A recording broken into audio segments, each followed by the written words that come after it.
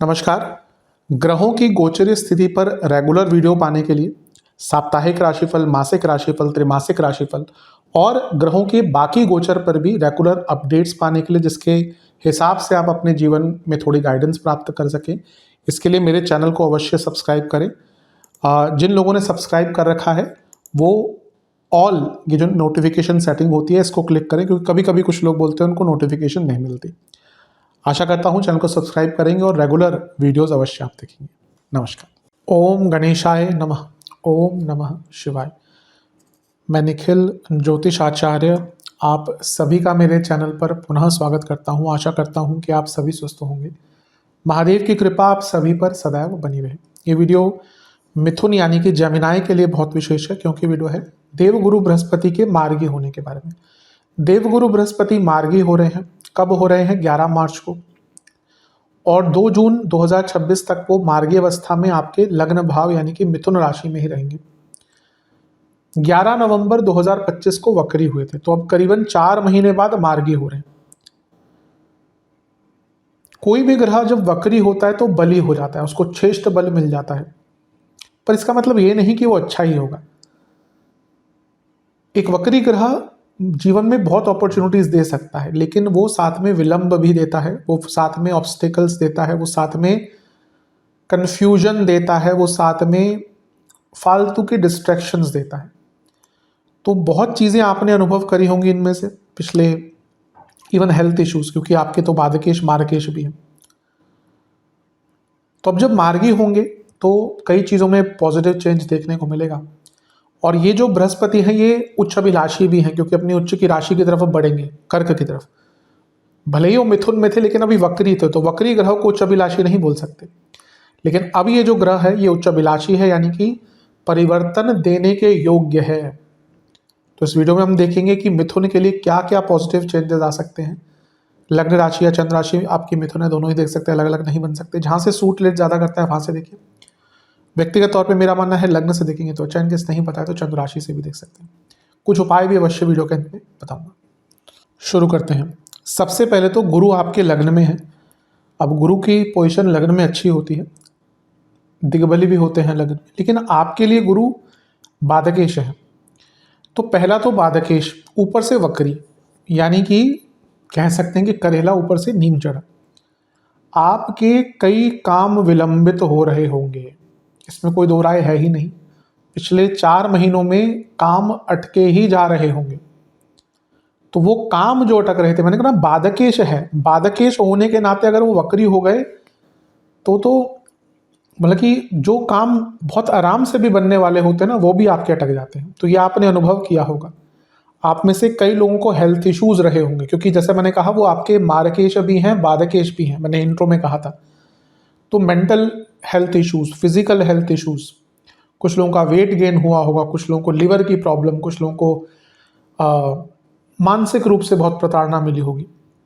वो चीज़ें दूर होंगी धीरे धीरे। डिलेस कम होंगे, स्टैग्नेशन दूर होगा। कई काम जो आपके 99% पे अटके हुए थे ना, कि बस कल होगा नहीं हो रहा था, लेकिन वो कल में महीनों निकल गए, हफ्तों निकल गए, वो कार्य बनने शुरू होंगे।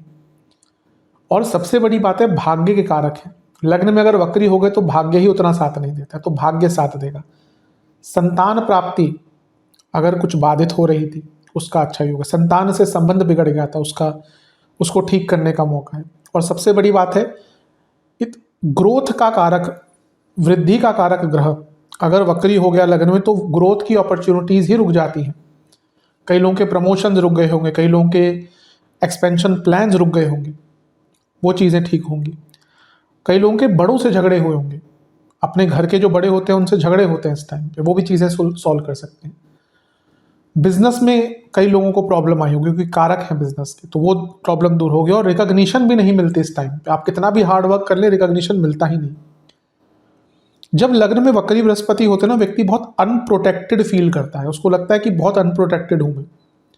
तो वो जो अवस्था है, मानसिक ही हो भली, साइकोलॉजिकल ही हो भली, वो भी दूर होगी। और सबसे इंपॉर्टेंट है कि आपके जो धार्मिक कार्य भी अटक रहे थे, हो सकता है आप में से कई लोग किसी धार्मिक जगह पर जाने का प्लान बना रहे हो, नहीं हो पा रहा हो, वो चीज़ें भी आपकी दूर होंगी, प्रॉब्लम दूर होगी। एक बहुत पॉजिटिव फीलिंग आना शुरू हो जाएगी अपने आप में ही। वक्री ग्रह कभी कभी फीलिंग ऑफ अनकम्प्लीटनेस और डिप्रेशन भी दे सकता है, लग्न में अगर बैठा है तो, हर जगह नहीं। अगर लग्न में बैठा है वक्री ग्रह या चंद्रमा से संबंध है तो कभी कभी it can play a role of depression giving planet. तो कई लोगों के साथ ये अनुभव हुआ होगा। अब उनके कारकत्व, कारकत्व नहीं, स्वामित्व की तरफ चलते हैं। सप्तमेश है, तो जो बिजनेस में दुविधाएं आ रही थी, पेमेंट्स अटक रही थी, काम अटक रहे थे, प्लान्स अटक रहे थे, वो पूर्ण होंगे। जिनका विवाह विलंबित हो रहा था या विवाहिक जीवन में दिक्कत चल रही थी, मैं नहीं कहूँगा एकदम ठीक हो जाएगा क्योंकि शनि 7वें घर को देख रहे हैं अभी भी, लेकिन जो ऐसी प्रॉब्लम्स हो रही थी कि भाई ठीक ही नहीं हो रही, उनको थोड़ा सा रिलीफ मिलेगा। कुछ लोगों के जो प्रमोशंस अटके हुए थे वो यहाँ पे बनेंगे। स्टेबिलिटी, सप्तमेश भाव लग्न से सप्तम है, उसकी पूर्णता दिखाता है।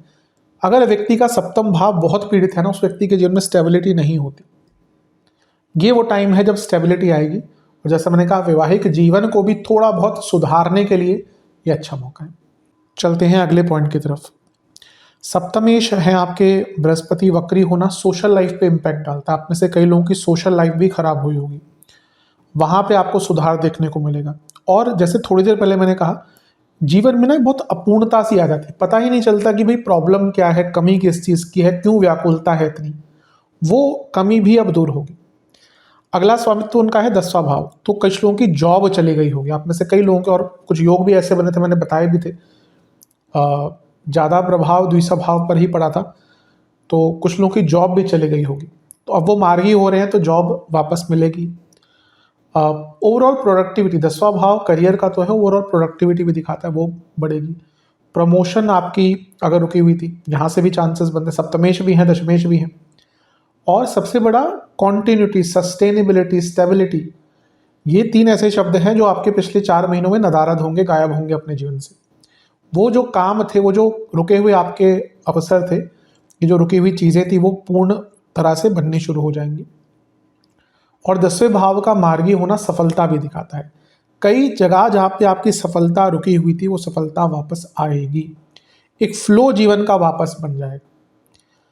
अगला पॉइंट, दृष्टियों की तरफ चलते हैं। बृहस्पति की दृष्टि पंचम पर है, संतान के लिए मैंने बताया ही था, ये और दृढ़ता से दिखाता है कि अच्छा योग बनेगा। कंसंट्रेशन इंपॉर्टेंट होगा, थॉट प्रोसेस पॉजिटिव होगा, स्पेकुलेटिव मार्केट्स में जो लाभ नहीं मिल रहे थे, क्रिएटिविटी इंप्रूव होगी।